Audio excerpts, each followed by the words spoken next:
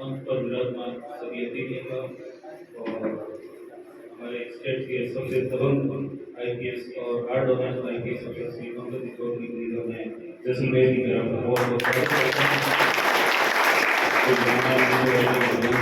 सबका बहुत बहुत स्वागत। जैसा कि साथियों आप सबको पता है कि हमारे देश में आरटीआई कानून लागू हुए लगभग 17 वर्ष हो गए हैं, क्योंकि यह कानून सबसे पहले हमारे राजस्थान में लागू हुआ था 2002 में। लेकिन वो कानून इतना दमदार नहीं, जैसे सरकार ने 2012 में एक और कानून लागू किया था, लोक सेवा गारंटी अधिनियम 2012 राजस्थान में लागू हुआ। एक 2013 में और कानून लागू हुआ था, राजस्थान लोक सेवक अधिकार अधिनियम 2013। ये कानून सरकार ने बना तो दिए हैं लेकिन उतने पावरफुल नहीं है। लेकिन इस सब के मुकाबले आरटीआई एक्ट 2005 बहुत ही पावरफुल है। तो इसका हम उपयोग जब तक कम करते थे तब तक तो राजस्थान सूचना आयोग भी अच्छे ऑर्डर पारित करता था, सब बढ़िया से सूचनाएं मिल जाती थी। जुर्माने जो लोग सूचना अधिकारी अपने को सूचनाएं नहीं देते थे या लेट देते थे या गलत देते थे, उनके ऊपर भारी भरकम जुर्माना लगता था, यानी 25,000 और कभी कभी 25,000 के अलावा भी जैसे किसी आवेदन को सूचनाएं नहीं दी या आने जाने में बहुत ज़्यादा खर्च हुआ उसका हटा भी दिलवा देते थे। लेकिन जैसे ही अपन लोगों ने इस कानून का बहुत ज़्यादा बड़े स्तर पर यूज करना शुरू किया, उपयोग करना शुरू किया, तो सूचना आयोग आप सबको पता है कि अच्छा व्यवहार नहीं कर रहा है। मतलब वो जुर्माने के तौर पर कभी 1,000 रुपया लगा देता है, कभी 2,000, कभी 500, कभी 3,000 ऐसे लगा के, और कई 90% मामलों में कोई कॉस्ट नहीं होता। ये सबसे बड़ा एक दुर्भाग्यपूर्ण स्थिति है। और सूचना आयोग ही एक तरीके से डैमेज हो जाए या यूं कहें कि अपने काम से पीठ पुराने लगे, तो फिर दूसरे जो भी लोग सूचना अधिकारी होते हैं वो भी ठीक से काम नहीं करते। आज सूचना हमको नहीं मिल रही है या सूचनाएं देरी से मिलती हैं या गलत मिलती हैं या लोग सूचना अधिकारी जवाब नहीं देते हैं, तो इसका सबसे बड़ा जिम्मेदार है राजस्थान लोक सूचना आयोग है। तो हम सबको मिलकर राजस्थान सूचना आयोग में भी आरटीआई बनी, और आरटीआई भी कैसे, जैसे कि आउटडोर रजिस्टर लेना है, सूचना जो आयुक्त है उनकी प्रॉपर्टी की डिटेल, उनकी योग्यता की डिटेल, वो भी वहाँ पर सिफारिशों के तौर पर बैठे रहते हैं। कोई उनमें योग्यता कुछ नहीं, कभी किसी व्यक्ति को जो सरकार का चाहता है पत्रकार हो उसको बैठा देते हैं वहाँ पर, लेकिन वो ठीक से काम नहीं कर रहे। आप सबको पता है जुर्माने के तौर पर आपको कोई राशि नहीं लगाई जा रही है, और सूचनाएं भी कितनी दिलवाते हैं फ्री में, 2 साल बाद में नंबर आता है और सूचनाएं कहते हैं कि इनको 50 पेज फ्री दे दो, 25 पेज फ्री दे दो। एक हैरान है जैसे जैसे हमारा कोई राइट नहीं होता, वो ऐसा हम कर रहे हैं वैसा सूचना आयोग है तो आयोग आवेदकों के साथ है तो व्यवहार कर रहा है। तो इन सब चीजों से निपटने के लिए हमारे को राजस्थान सूचना आयोग में भी एक बार आरटीआई लगानी चाहिए। और राजस्थान सूचना आयोग ने एक बहुत ही मतलब जो काम नहीं करना चाहिए वो भी है। आज से 3-4 साल पहले तक राजस्थान सूचना आयोग के वेब पोर्टल पर सारे ऑर्डर्स थे ऑनलाइन। आज तो सारे ऑर्डर्स ऑनलाइन नहीं है। 2010 के बाद के तो हैं, 2010 के बाद में तो ज्यादा दमदार ऑर्डर नहीं हुए, लेकिन 2010 से पहले यानी 2005 से 10 तक सारे ऑर्डर्स नहीं, आपको कुछ तो मिल जाएंगे लेकिन कुछ नहीं मिलेंगे। तो अगर उनकी सीडीआर मांगी जाए तो उसमें कुछ अच्छे फैसले मिल सकते हैं। और वो फैसले हटाने का सबसे बड़ा कारण यह है कि उन्होंने पहले जो बढ़िया ऑर्डर किए हुए थे वो सारे के सारे फैसले खत्म कर दिए हैं या फिर वहां से हटा दिया है। लेकिन वो लोग क्या करते हैं, जैसे आप सीडीआर मांगते हो तो सारे फैसलों की कॉपियां देते हैं, कॉपियां दे दो या सीडीआर दे दो, उसमें वो दे देते हैं, और उसमें अगर आप मिलो तो आपको बढ़िया फैसले मिल सकते हैं। तो राजस्थान केंद्रीय सूचना आयोग से भी आयोग के द्वारा जो फैसले किए होते हैं उनसे भी ज्यादा प्रभावशाली है। तो एक बार आप उनकी सीडीआर लेके बढ़िया काम कर सकते हो। हालांकि वो सीडीआर कुछ लोगों को देते हैं, मैंने जब पता किया मुझे पता चला कि जो किताबें लिखते हैं, जो लोग राइटर्स होते हैं या जो बुक पब्लिकेशन होते हैं, उनको वो सीडीआर देते हैं। और वो क्या करते हैं कि किताब लिखते हैं या कोई अपनी वेबसाइट पर डालते हैं, उससे एक कमाई का उसका जरिया बनाएगा। ये आपकी जानकारी में भोग नहीं हो, मैंने कुछ किताबें पढ़ी होंगी जिन्हें बढ़िया बढ़िया फैसलों का वाला है, तो हम क्यों वो किताबें खरीदें? हम किताबें खरीदने के बजाय राजस्थान सूचना आयोग से पुराने फैसलों की डायरेक्ट सीख ले सकते हैं। तो हमारे को ये करना चाहिए। एक मेरा आप सभी से अनुरोध है कि वैसे तो जैसलमेर में आरटीए का अच्छा उपयोग हो रहा है, बाड़मेर में भी अच्छा उपयोग हो रहा है, लेकिन कुछ लोग ही आरटीए लगा पा रहे हैं। जैसलमेर में एक्टिव लोग कितने होंगे? 30-40 होंगे।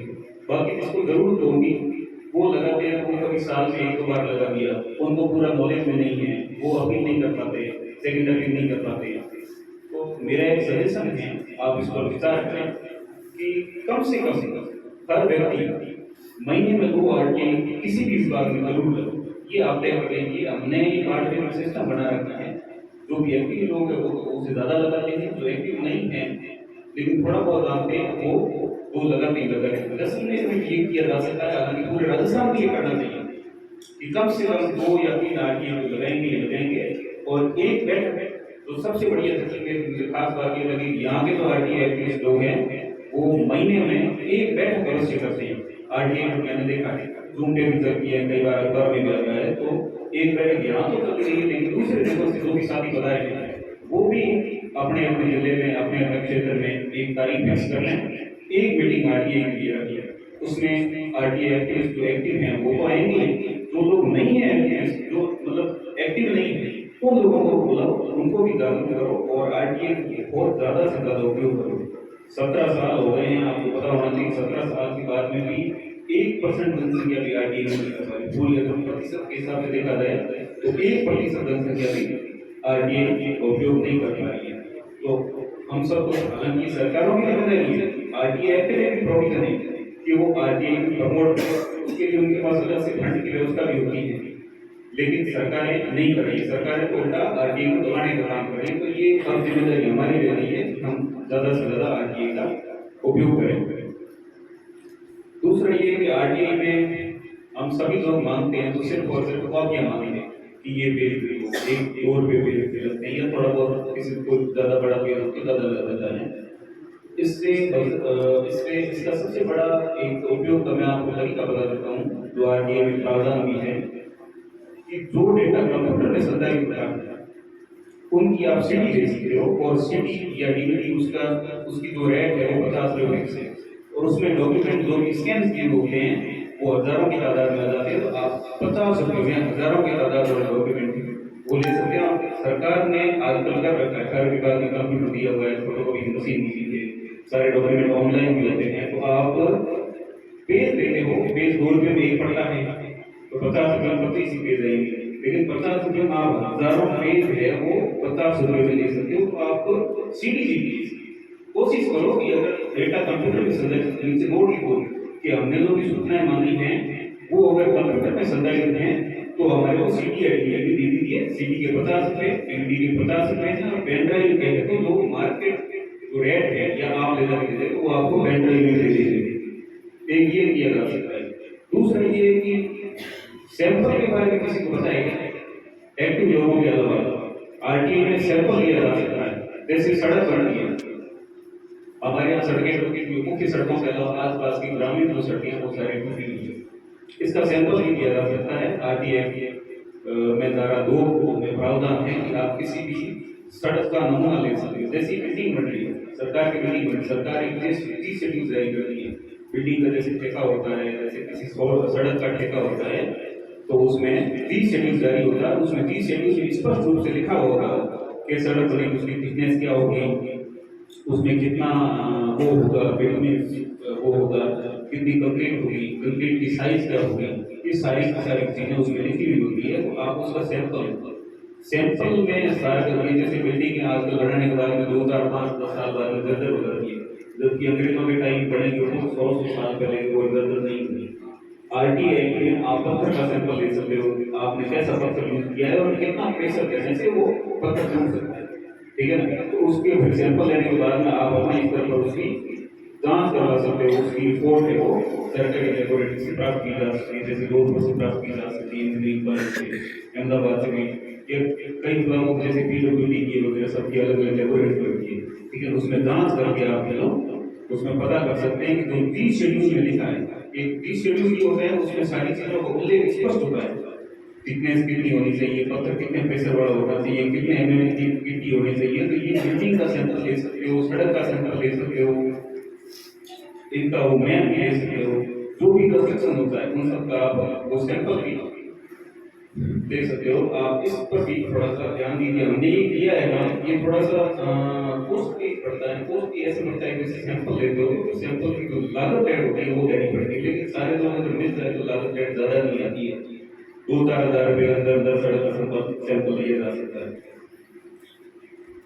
दूसरा ये है कि आप आरटीए एक्ट के बारे में सरकार ने कुछ वेबसाइट बनाई है, एक जन सूचना वेब पोर्टल है, उस पर भी आरटीए के जो भी हम डॉक्यूमेंट प्राप्त करते हैं वो डॉक्यूमेंट ज़्यादातर जन सूचना पोर्टल पे आपको मिल जाएंगे।